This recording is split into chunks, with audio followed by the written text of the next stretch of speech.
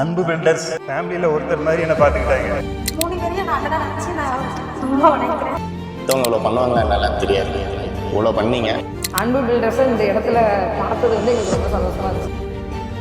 Sir நீங்கள் நிறைய இடத்துல லேண்ட் வாங்கியிருப்பீங்க. ஸோ அவங்களுக்கும் நீங்கள் அன்பு பில்டர்ஸில் லேண்ட் வாங்கினதுக்கும் என்ன ஒரு ஸ்பெஷலாக இருக்குன்னு ஃபீல் பண்ணுறீங்க? ரெஸ்பான்ஸ் நல்லா இருந்தது, டைமிங் கரெக்டாக பண்ணி கொடுத்தீங்க எல்லாத்தையும். அன்பு பில்டர்ஸ் வந்து ஈஸியாக எங்களுக்கு கம்யூனிகேட் வந்து ரொம்ப ஈஸியாக இருந்தது. அதுதான் நாங்கள் ரொம்ப பெரிய விஷயமா சொல்கிறேன். எனக்கு எந்த இஷ்யூவுமே இல்லை.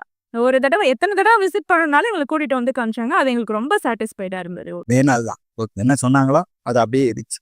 அதனால நான் தேர்ந்தெடுத்தேன். எனக்கு வந்து ரொம்ப சாட்டிஸ்ஃபைடாக இருந்துச்சு. வெளியே வந்து நம்ம கம்பேர் பண்ணுறத விட நிறைய இடத்துல பார்த்துருக்கேன்.